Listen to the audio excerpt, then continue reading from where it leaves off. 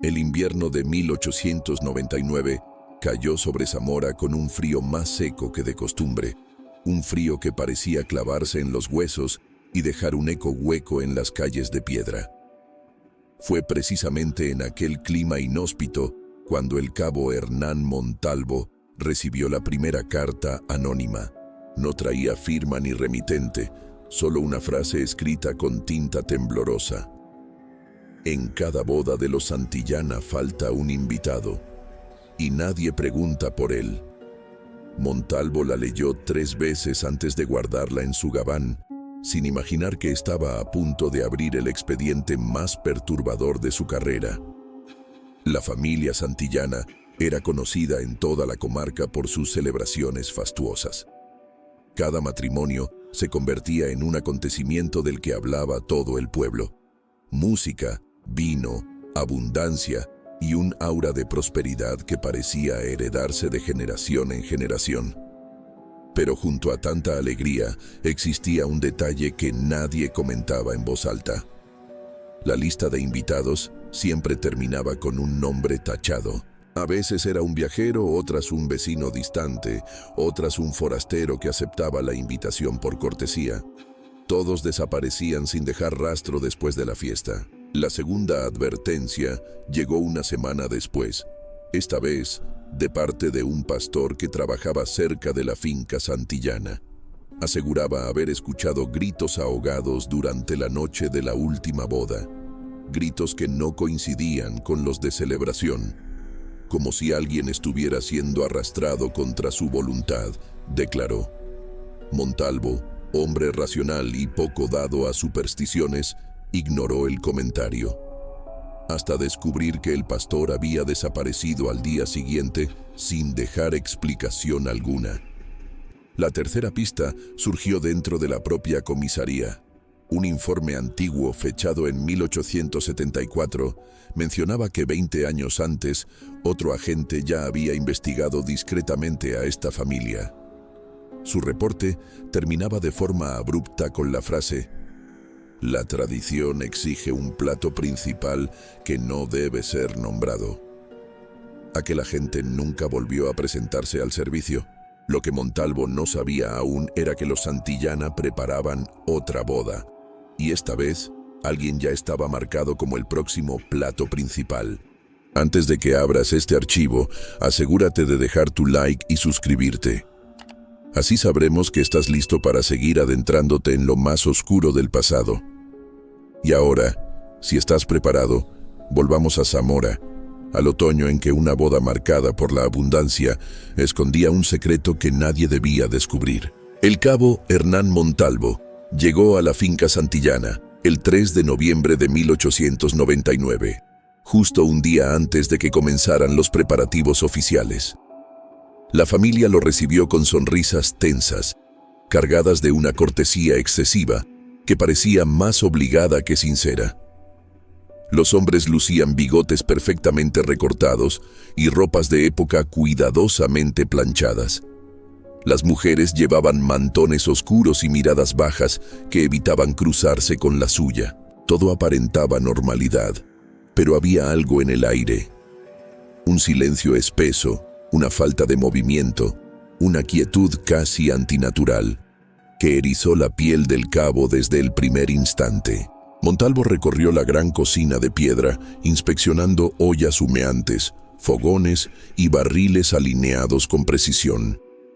Todo estaba impecable, demasiado impecable, como si cada superficie hubiera sido lavada con una urgencia casi ritual. Uno de los cocineros evitaba mirarle a los ojos, otro escondía rápidamente las manos manchadas bajo el delantal. Cuando preguntó cuántos invitados habían confirmado su asistencia, la respuesta fue inmediata: 79. Pero la lista mostraba 80 nombres.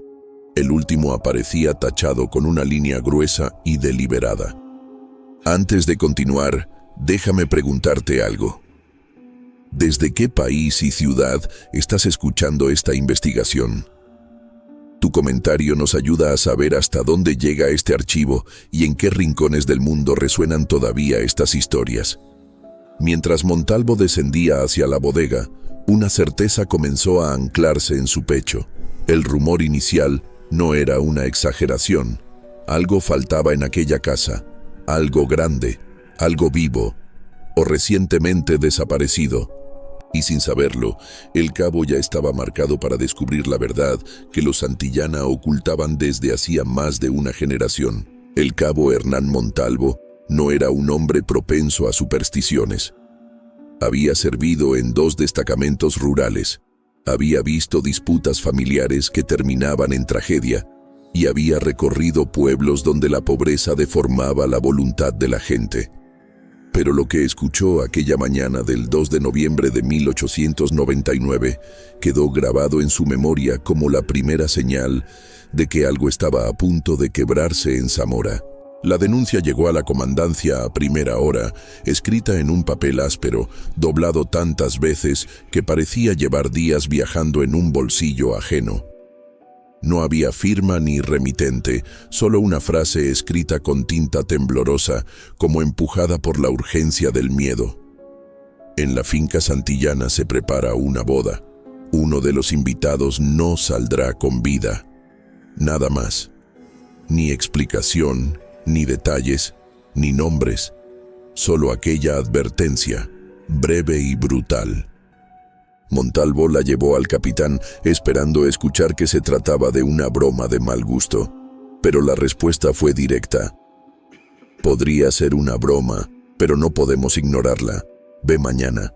No digas que vas por esto. Inspección rutinaria. Y así, al amanecer del día siguiente, el cabo montó su caballo y tomó el camino hacia la finca santillana, una propiedad antigua, envuelta en rumores que rara vez tomaban forma. Los Santillana eran una familia respetada. Ayudaban en la parroquia, colaboraban en ferias, donaban víveres en épocas de sequía. La imagen perfecta de tradición y honor. Pero la carta no permitía descartar lo imposible. El camino hacia la finca era estrecho y serpenteaba entre álamos desnudos. El viento arrastraba hojas secas que crujían como huesos bajo las pezuñas del caballo. Cuando la finca apareció entre la bruma matutina, Montalvo sintió un nudo en el estómago. Había movimiento, mucho movimiento. Carros, sirvientes, preparativos apresurados. Pero lo que lo inquietó no fue la actividad, sino la actitud de quienes lo observaban, o más bien, evitaban observarlo. Una muchacha con una cesta bajó la cabeza al verlo. Un mozo que cargaba leña fingió no escucharlo. Incluso los perros, grandes y bien alimentados, lo siguieron con la mirada en silencio absoluto. Demasiado silencio. Cuando anunció su presencia, el patriarca de la familia, don Mauricio Santillana, salió con una sonrisa perfecta, tal vez demasiado perfecta. Cabo Montalvo, qué honor recibirlo en un día tan señalado. Pase, pase, la boda será mañana. El tono amable no ocultaba la tensión en su mandíbula. La cocina era amplia, impecable, demasiado impecable. Las ollas brillaban, los cuchillos estaban alineados con precisión casi quirúrgica, las tablas de cortar parecían recién fregadas. Montalvo pasó los dedos sobre una de ellas. Aún estaba húmeda. ¿Muchos invitados?, preguntó. Unos 80 según la lista, respondió una de las cocineras sin levantar la vista. La lista estaba sobre la mesa. 79 nombres, uno tachado con rabia, una línea gruesa, deliberada. Antes de que pudiera pedir explicaciones, el padre intervino demasiado rápido. Ese invitado tuvo un imprevisto, nada importante. Mentira o no, el cabo lo anotó en su mente. Pidió ver la bodega. Los Santillana dudaron un segundo demasiado largo. La bodega olía a vino, pero había algo más. Un aroma tenue, metálico, casi imperceptible. No de res, no de cerdo. Algo distinto, algo que la experiencia le decía que no debía estar allí. En un rincón encontró un delantal manchado. La sustancia seca era oscura, demasiado espesa para ser sangre de animal. Cuando preguntó, don Mauricio respondió sin que él terminara la frase. Los cocineros son descuidados, nada de qué preocuparse. Demasiada justificación para algo que nadie había acusado. Mientras subía de nuevo, vio a un joven observándolo desde el pasillo. Unos 20 años, alto, delgado, piel clara, bigote incipiente, mirada vacía, inquietantemente vacía. «Mi hijo Julián», dijo el padre con premura, «está nervioso por la boda». Pero los ojos del muchacho no mostraban nervios, mostraban ausencia. «¿Buscará usted lo que no debe, cabo?», preguntó Julián con voz honda. La madre apareció de inmediato. Tomó al joven del brazo y lo llevó dentro, pero él mantuvo la mirada fija en Montalvo hasta desaparecer. Antes de irse, el cabo volvió a revisar la lista. 79 nombres, uno tachado. Cuando salió de la casa, el viento helado parecía empujarlo hacia atrás, como si quisiera evitar que se alejara. Al mirar por última vez hacia la finca, vio a Julián en una ventana del segundo piso, inmóvil mirándolo. A su lado, una silueta femenina, igual de inmóvil. Ambos sonreían, una sonrisa fina, una sonrisa de anticipación. Cuando Montalvo llegó a la comandancia, metió la mano en el bolsillo para guardar la nota y encontró algo que no recordaba haber tomado. Un trozo de tela manchado y un número bordado con hilo rojo. El número 80. El cabo Hernán Montalvo pasó la noche en vela. Aquel trozo de tela que había encontrado en su bolsillo, o que alguien había colocado allí sin que él lo notara, lo inquietaba más que cualquier otra cosa vista en la finca santillana. No era solo la mancha oscura, seca, áspera al tacto, sino el número bordado, 80. El número exacto que figuraba en la lista antes de que uno de los nombres apareciera tachado. Al amanecer, decidió regresar a la comandancia para revisar archivos antiguos. La luz que entraba por las ventanas del cuartel era gris y tenue, como si el día se negara a romper del todo. El clima en Zamora parecía presagiar algo que todavía no tenía forma.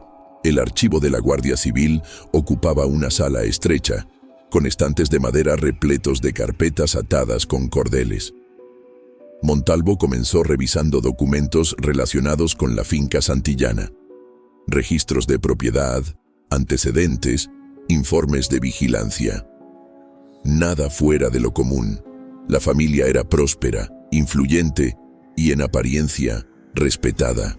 Pero entre los legajos amarillentos encontró una carpeta casi deshecha, cubierta de polvo. El título decía «Finca Santillana, 1874». El mismo año mencionado en la advertencia que había descubierto en la comisaría días antes. Al abrir la carpeta, encontró un informe escrito a mano por el agente Martín Robles, un investigador que había desaparecido meses después de redactar aquel documento sin explicación oficial. El texto comenzaba de forma rutinaria, con descripciones de trabajos agrícolas, movimientos en la finca y testimonios de vecinos. Pero el tono cambiaba abruptamente en las últimas páginas. Allí, el agente Robles anotaba: «Las bodas de los Santillana no son simples fiestas familiares. He observado patrones inquietantes. En cada celebración desaparece uno de los invitados. Nadie lo busca, nadie lo menciona. Es como si jamás hubiera asistido». Y en la última línea, «La tradición exige un plato principal que no debe ser nombrado». La frase coincidía con la nota que Montalvo había leído la primera vez. No podía ser casualidad. Siguió leyendo. Entre los documentos había un dibujo rudimentario realizado por Robles. Una mesa larga, cubierta por manteles negros, y sobre ella un gran recipiente de hierro. Debajo del dibujo, una palabra escrita con tinta corrida. «Caldero». Un caldero lo bastante grande para... No. Montalvo no quiso completar el pensamiento. Decidió entrevistar a algunos vecinos que vivían cerca de la finca. Caminó durante horas por senderos de tierra húmeda, escuchando solo el viento entre los campos. Las casas eran humildes, construidas en piedra y madera, con techos de teja rojiza y chimeneas echando humo. La primera persona que interrogó fue un anciano de rostro curtido y manos temblorosas llamado Benito Crespo. Cuando Montalvo mencionó a los Santillana, el hombre bajó la vista y apretó la boina entre los dedos. «No me gusta hablar de esa gente», dijo con voz quebrada. «Mi hermano fue a una de sus bodas hace 30 años. Nunca volvió». ¿Denunció su desaparición? El anciano soltó una risa amarga. «¿Y para qué? Para que me dijeran que se marchó por voluntad propia. Nadie quiere meterse con esa familia. Todos sabemos que algo pasa ahí dentro, pero también sabemos que es mejor fingir que no lo sabemos». El cabo sintió un escalofrío. ¿Cuántos casos como ese había enterrados bajo el silencio? La siguiente parada fue la casa de una mujer llamada Clara Álvarez, que vivía a medio kilómetro de la finca Santillana. Clara era viuda y tenía fama de observar más de lo que decía.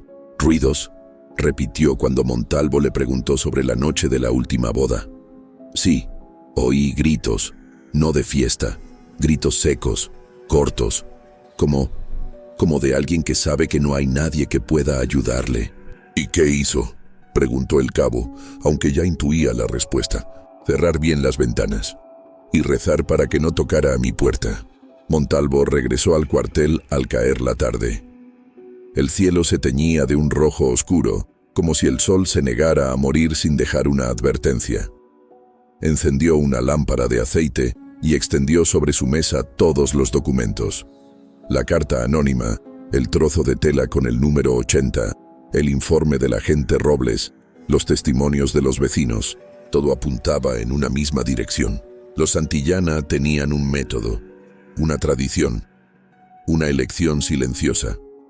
Alguien siempre era marcado, alguien siempre era tachado. La pregunta era, ¿quién sería el próximo?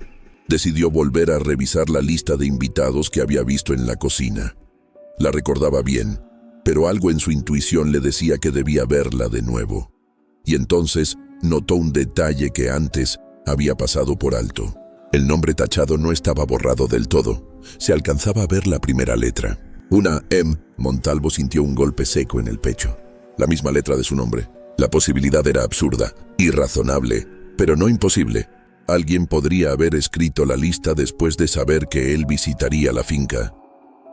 Alguien podría haberlo marcado como el invitado final. O peor aún, alguien podría haber decidido tacharlo antes de que él mismo lo supiera.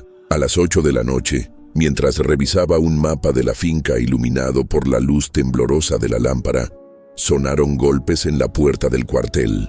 No golpes normales, golpes suaves, rítmicos, como si alguien golpeara con los nudillos, siguiendo un patrón.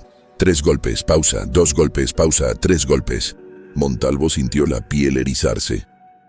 Ese mismo patrón estaba anotado en uno de los folios del informe de Robles. Patrón repetitivo escuchado antes de cada desaparición. Tomó su arma, respiró profundo y abrió la puerta de un tirón. Pero el pasillo estaba vacío. Solo encontró un papel doblado en el suelo. Un papel idéntico al de la primera advertencia. Lo abrió con manos tensas. Era una lista. La lista de invitados. Y al final, escrito con tinta fresca, había un único nombre. Hernán Montalvo, plato principal. Y justo debajo, mañana. En ese instante, las luces del cuartel se apagaron de golpe. Y en la oscuridad total, Montalvo escuchó, no en el pasillo, no afuera, sino detrás de él, el patrón de golpes repetirse. Muy cerca, demasiado cerca.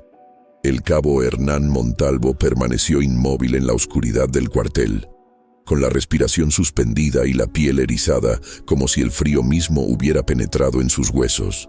El eco de aquellos golpes, 3, pausa, 2, pausa, 3, parecía rebotar en las paredes y regresar de un lugar imposible. Detrás de él, donde no había más que un archivo cerrado y una pared desnuda. Pero cuando giró con el arma en la mano, no encontró a nadie. Solo un silencio espeso que parecía observarlo. Encendió la lámpara de aceite y la habitación recuperó su forma. El papel en su mano temblaba. Lo leyó una vez más. Hernán Montalvo, plato principal, mañana. El cabo inspiró profundo. No podía permitir que el miedo lo debilitara. Si querían marcarlo, que lo hicieran. Pero él no sería devorado sin antes descubrir toda la verdad. Guardó la nota dentro de su chaqueta. Tomó su arma, 2 lámparas y un cuaderno para registrar todo lo que encontrase. Y antes de salir, escribió en el libro de guardia: si no regreso, investiguen la cocina de la finca Santillana. Era la primera vez que dejaba una advertencia tan directa. La noche en Zamora estaba tan cerrada que parecía haber engullido la luna. El aire olía a tierra mojada y hojas podridas. Montalvo avanzó por el camino hacia la finca con pasos firmes, pero cada tanto miraba por encima del hombro, convencido de que alguien lo seguía entre los árboles. Al llegar, encontró el portón entreabierto, algo que no había ocurrido durante sus visitas anteriores. Una vela encendida descansaba sobre una piedra junto a la entrada. La cera derretida formaba un símbolo circular, uno que había visto en los documentos antiguos del agente Robles. No era un adorno, era un marcador ritual. Y con un giro amargo en el estómago, comprendió que la vela estaba ahí para recibirlo, como a un invitado esperado. La finca Santillana estaba iluminada de forma irregular. Algunas ventanas ofrecían un resplandor cálido, otras permanecían completamente oscuras. La casa respiraba, o esa era la impresión que producía. Una estructura viva, pulsante, que parecía observar al cabo desde cada esquina. Cuando tocó la puerta principal no obtuvo respuesta. Entonces empujó. La madera cedió con un gemido que resonó en el pasillo silencioso. La entrada olía a especias, humo y algo más, algo metálico. Los retratos familiares en las paredes parecían seguirlo con la mirada. Hombres y mujeres de generaciones pasadas, todos con la misma mandíbula fuerte, los mismos ojos profundos, las mismas expresiones tensas. Ninguna sonrisa, ninguna alegría, solo solemnidad, solo tradición. Montalvo avanzó directo hacia la cocina, el lugar que más le inquietaba desde su llegada. La puerta estaba entreabierta. Dentro, la luz era baja y amarillenta, como si la habitación respirara a través de un único farol viejo. Lo primero que notó fue el silencio. No había ollas hirviendo como antes. No había cuchillos golpeando madera. No había voces. Solo un silencio tan profundo que permitía escuchar el latido de su propio corazón. Al borde de la mesa principal encontró una marca circular quemada sobre la madera, como si algo muy caliente hubiera estado apoyado allí. La forma coincidía con el dibujo del agente Robles, el caldero. Pero el objeto no estaba.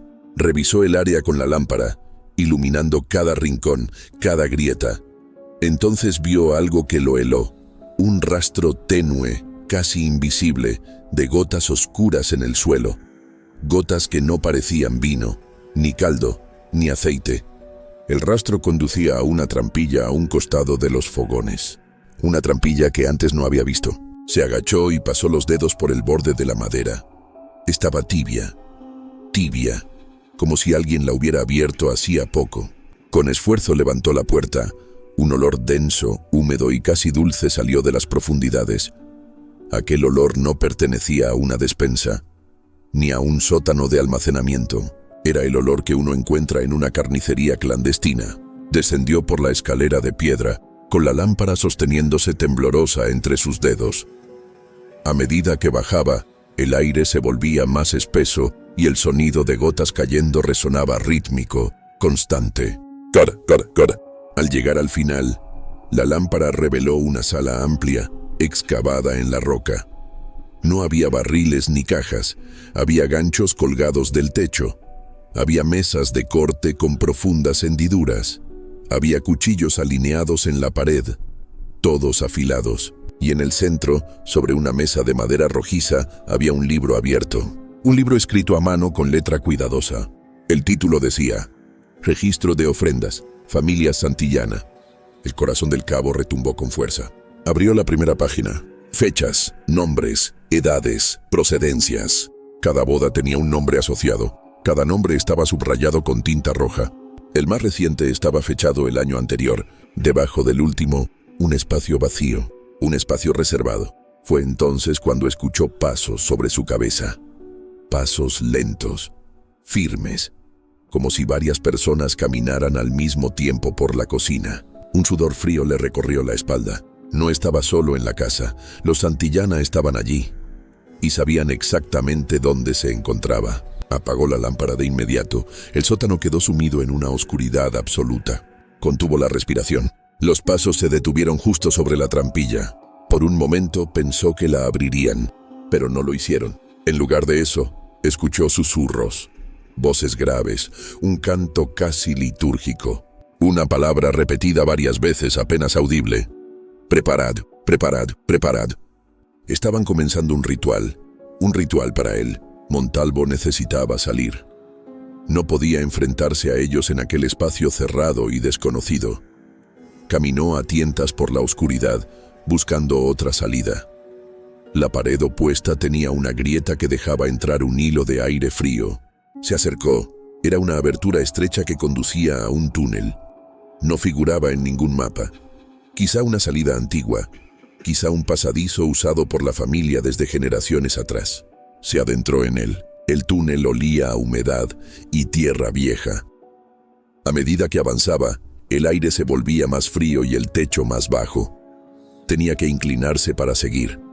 Escuchaba arriba los movimientos amortiguados, los pasos, el arrastre de objetos pesados. Y luego escuchó otra cosa, un susurro, casi imperceptible. Su nombre, pronunciado con una voz que no reconocía. Hernán. El cabo se detuvo. El susurro volvió más claro. Hernán, vuelve, estamos listos. No era una voz que viniera del túnel. Era una voz que venía desde el interior de la tierra misma. Algo estaba esperando por él. Algo que tenía su nombre escrito antes de que él llegara a Zamora. El túnel desembocaba en una pequeña abertura tras la finca, entre maleza y piedras. Salió jadeando, cubierto de tierra. El aire frío golpeó su rostro como un balde de agua. Se levantó como pudo y miró la casa. Las ventanas brillaban con una luz rojiza. Y entonces lo vio. En el patio, bajo una lona, reposaba un objeto metálico enorme. Un caldero, el mismo del dibujo, el mismo que había dejado una marca circular en la mesa. Alrededor del caldero, sombras humanas se movían lentamente, como en un ritual. Los Santillana estaban preparando su plato principal, y él estaba marcado. Montalvo estaba a punto de retroceder hacia el bosque cuando sintió que alguien ponía una mano en su hombro. Una mano fría, firme. Cuando giró, no vio a un miembro de la familia, sino el rostro pálido del pastor desaparecido, con los labios cosidos y los ojos llenos de un mensaje terrible. El cabo Hernán Montalvo retrocedió un paso instintivo cuando vio al pastor frente a sí. No era posible, no en esas condiciones.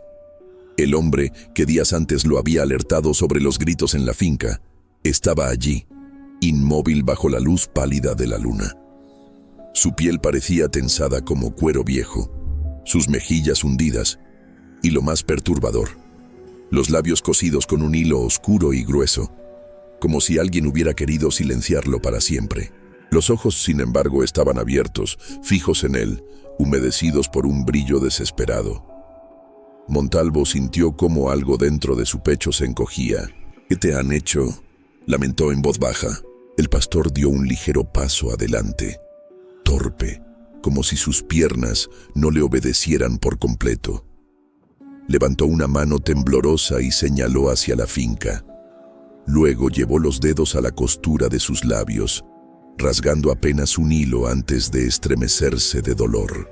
El cabo comprendió que el hombre quería hablar, pero no podía. Cosido, marcado, callado. «No te muevas», susurró Montalvo intentando ayudarlo. Cuando se acercó para cortar los hilos, el pastor negó con la cabeza, agitándola desesperado. Señaló otra vez hacia la casa, con más fuerza. Luego posó sus manos en los brazos de Montalvo y apretó con sorprendente intensidad, como quien intenta transmitir una advertencia final. El cabo sintió un escalofrío tremendo. «¿Quieres que vuelva allí?», preguntó el incrédulo. El pastor asintió, y después, de forma repentina, soltó el brazo del cabo, dio un paso atrás y se desplomó como un saco vacío sin emitir un solo sonido. Su cuerpo quedó inmóvil, la cabeza caída hacia un lado. Montalvo se inclinó rápidamente palpándole el cuello. Nada, el pastor había muerto. ¿De susto? ¿De dolor? ¿O porque ya no era más que un cuerpo sostenido por la última brizna de vida? El cabo tragó en seco. Aquel hombre había salido de la tierra solo para dejarle un mensaje: volver a la casa. ¿Pero por qué? ¿Qué esperaba encontrar allí? El resplandor rojizo de las ventanas respondió por él. Dentro, el ritual había comenzado. Con el arma firme en la mano, Montalvo cruzó el patio, manteniéndose en las sombras. El olor metálico flotaba en el aire, mezclado con humo y especias fuertes. El caldero, enorme bajo la lona, emitía un calor inquietante, como si algo estuviera burbujeando en su interior. Se acercó con cautela, apartó un extremo de la lona y contuvo la respiración. Dentro del caldero no había agua, ni caldo, ni restos. Había marcas, marcas de manos, marcas de uñas, marcas profundas, como si alguien hubiera intentado trepar por las paredes internas buscando escapar. El cabo apretó los dientes. Aquello confirmaba lo que temía. Los Santillana no solo cocinaban comida para la fiesta, ellos cocinaban algo más. Sujetó la lona de nuevo, pero antes de cubrir el caldero, encontró algo en el borde, una mancha oscura, fresca, sangre. La vela junto al portón, el libro en el sótano, las marcas, el pastor, todo encajaba en un rompecabezas atroz. El ritual no era simbólico, el plato principal era real. Se acercó a una ventana y miró hacia adentro. La cocina estaba iluminada por lámparas colgadas en ganchos. Sobre la mesa central vio figuras moviéndose. Al menos 6 personas. Los Santillana, vestidos con ropas festivas, ajustaban cuchillos, calderos y bandejas. Todo parecía preparado para un banquete. Pero no un banquete común. Sus diálogos llegaban en susurros. El elegido ya está marcado. La boda no puede esperar. La tradición no debe romperse. Como nuestros abuelos, como siempre ha sido. Y entonces escuchó una frase que le revolvió el estómago. El cabo Montalvo estuvo hurgando demasiado. Sí, pero no llegará lejos. Esta noche él también será parte del menú. La sangre se le heló. Habían previsto su presencia, contaban con ella. Y no como invitado. Tenía que entrar antes de que lo atraparan afuera como a una presa fácil. Rodeó la casa nuevamente hasta la puerta lateral, aquella que daba hacia la despensa. Revisó la cerradura. Estaba vieja, oxidada. Con un golpe firme del hombro logró romperla sin hacer mucho ruido. La despensa estaba oscura, fría y saturada del olor a grano y carne curada. Caminó entre los estantes, iluminando apenas lo suficiente para no tropezar. Allí encontró algo que lo detuvo en seco. Un par de zapatos pequeños, de mujer, con barro seco en la punta. Luego otro par y otro. Zapatos que parecían recogidos de distintas personas. Personas que ya no estaban. El cabo sintió una rabia creciente en el pecho. Aquellos objetos no eran recuerdos, eran trofeos. Abrió la puerta que conectaba con la cocina. Las voces estaban cerca. Los pasos se escuchaban como golpes huecos sobre la piedra. Los Santillana caminaban con calma, como si todo aquel ritual fuera parte de su rutina. Entonces vio a alguien que no esperaba ver. La joven novia estaba sentada en una silla, pálida, con las manos temblorosas sobre el regazo.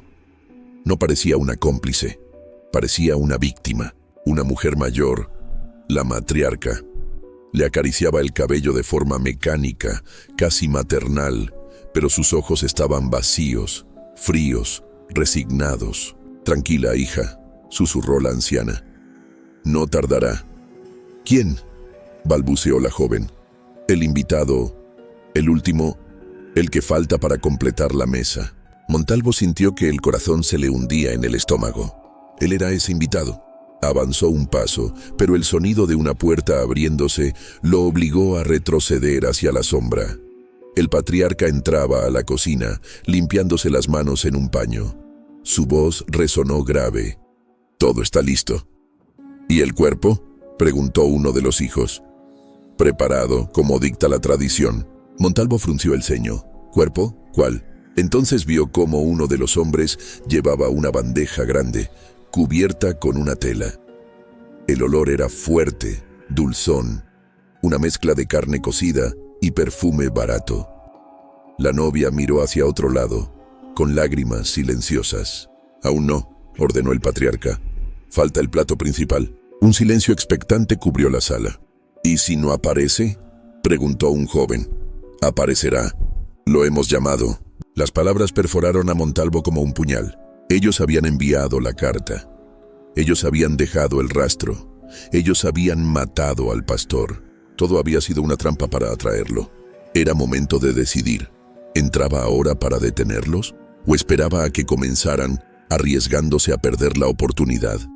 Entonces escuchó algo nuevo, un sonido que lo hizo tensarse. Un repique, una campana pequeña. La matriarca sonrió por primera vez. «Ya está aquí», dijo con voz áspera. «La casa lo ha llamado». Los Santillana se movieron al unísono, tomando cuchillos y utensilios. Había empezado. El ritual, la preparación, la espera del plato principal. El cabo sabía que si no actuaba en ese instante, no saldría vivo de la finca. Apoyó ambas manos en la puerta, respiró profundo y entró. Cuando la puerta se abrió de golpe, todos se voltearon hacia él.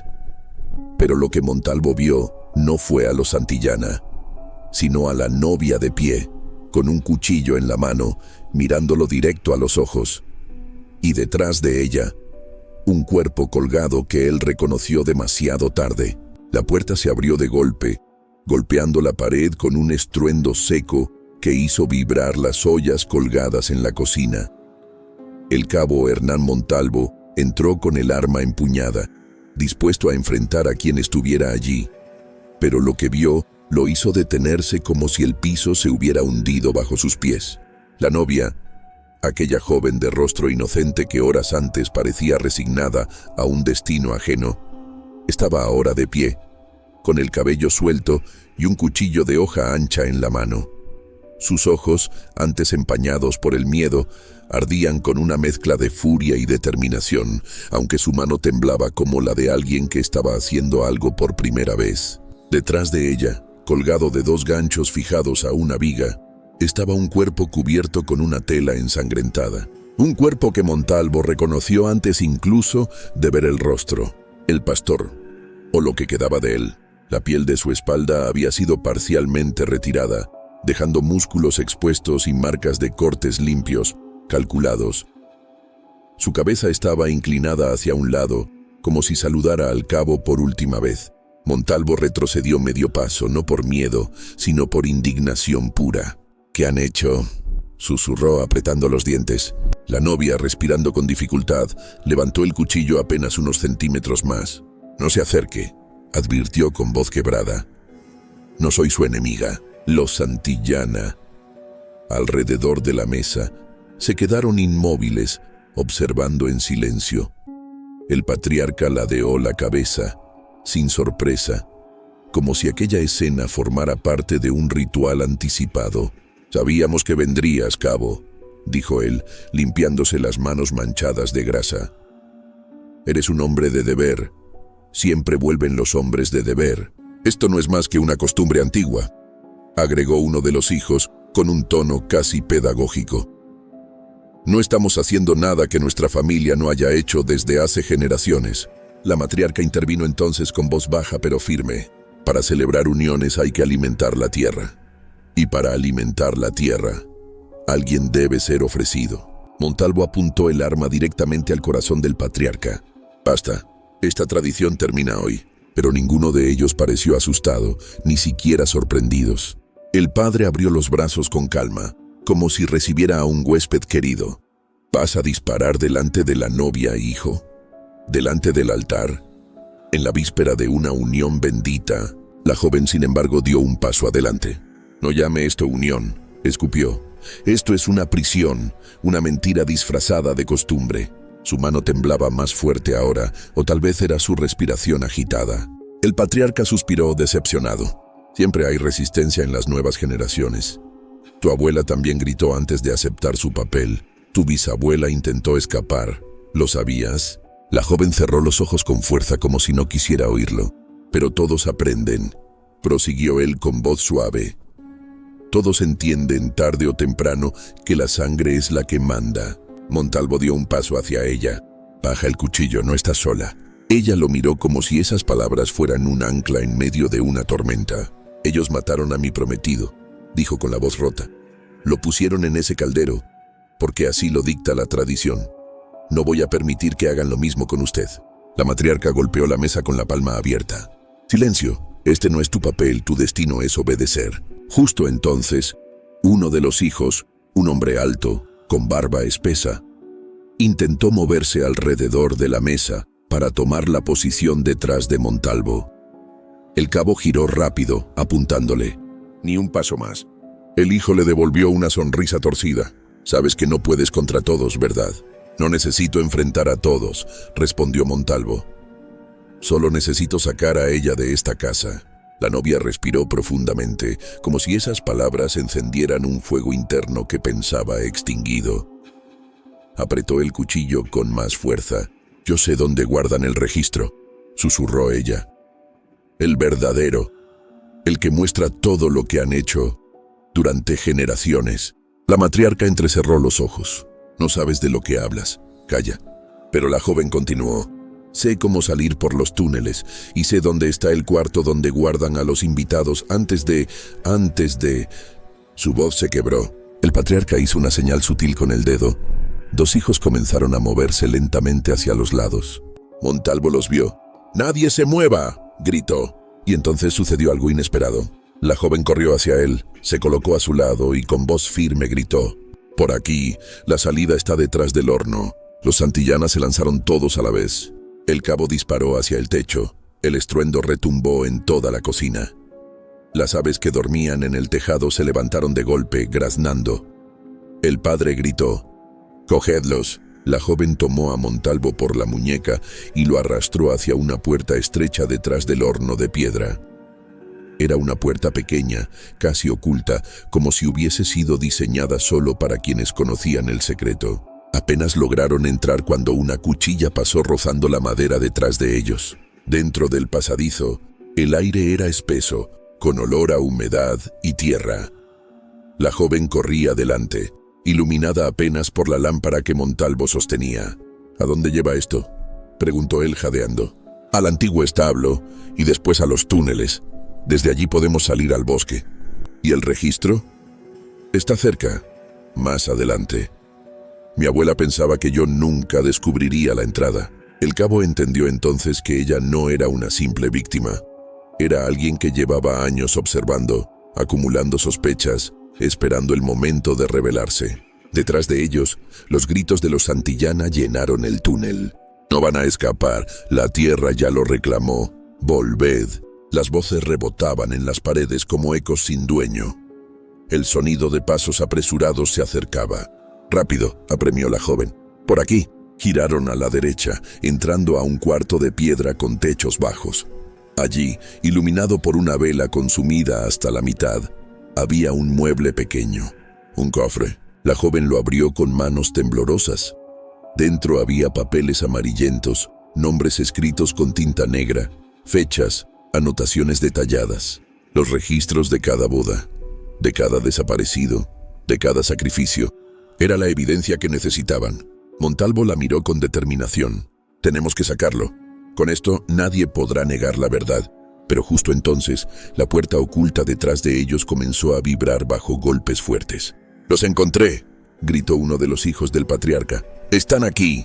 La joven agarró el brazo de Montalvo. «La salida está a unos metros, vamos». El cabo guardó los papeles dentro de su gabán y se lanzó hacia el pasadizo con ella. Las sombras detrás se acercaban. Se oía el jadeo de los perseguidores. La respiración de la familia Santillana enardecida, casi animal. La joven señaló un tramo final del túnel donde entraba una corriente de aire frío. Ahí, la apertura que lleva al bosque. Montalvo se preparó para correr, cuando una figura emergió de la oscuridad delante de ellos. La matriarca. Su rostro estaba demacrado. Sus ojos eran dos pozos oscuros llenos de determinación fanática. «Nadie se va», dijo con un hilo de voz. Nadie rompe la tradición, y levantó un cuchillo enorme, oxidado y afilado. La joven gritó. Montalvo dio un paso adelante, y el choque final comenzó. Cuando todo quedó en silencio y el amanecer empezó a asomar sobre Zamora, solo dos figuras emergieron del bosque. Una de ellas llevando los documentos que pondrían fin al legado de la familia Santillana. Pero lo que encontraron al volver a la finca sería algo que ni sus peores pesadillas habían anticipado. El amanecer de Zamora llegó con un silencio extraño, como si el aire contuviera la respiración después de una larga noche de violencia. El cabo Hernán Montalvo avanzaba por el sendero del bosque con la joven a su lado, ambos exhaustos, cubiertos de barro y con las ropas rasgadas. Pero en sus manos llevaba lo que ningún agente antes había logrado sacar con vida: el registro completo de los sacrificios de la familia Santillana. Cuando cruzaron el portón de la finca, esperaban encontrar la casa en calma, quizá abandonada por sus habitantes tras la huida fallida. Sin embargo, lo que vieron hizo que ambos se detuvieran de golpe. La puerta principal estaba abierta de par en par. No había voces, no había movimiento, no había rastro de la familia, solo el olor persistente a humo y algo más amargo. Entraron por el salón principal con cautela. La mesa del banquete seguía preparada, pero los platos estaban volcados y las velas apagadas. La cocina, sin embargo, mostraba señales claras de caos. Bandejas volcadas, sangre reciente en el suelo, utensilios abandonados a medio uso. Y el caldero estaba vacío, frío, como si no hubiera sido utilizado en semanas. En la pared, donde antes colgaban los retratos de los antepasados, solo quedaba uno. Un cuadro grande, antiguo, de un patriarca desconocido. Pero al acercarse, Montalvo notó algo que lo obligó a retroceder. El rostro pintado era inquietantemente parecido al del patriarca actual. La joven se estremeció. «Es como si estuvieran todos en otro lugar», susurró. La finca, antes viva con rituales, parecía ahora una carcasa vacía, como si la familia entera se hubiera desvanecido entre las sombras. Y entonces, en el suelo de la cocina, Montalvo vio una marca reciente. El mismo símbolo circular que había encontrado junto a la vela en el portón. Fresco, recién trazado. La joven lo miró con terror. «¿Cree que volverán?» Montalvo cerró el registro y lo guardó bajo el brazo. «Creo», respondió con voz grave, «que los Santillana nunca se fueron del todo». Y la historia termina con la certeza de que el horror no ha muerto, solo aguarda a su próximo invitado.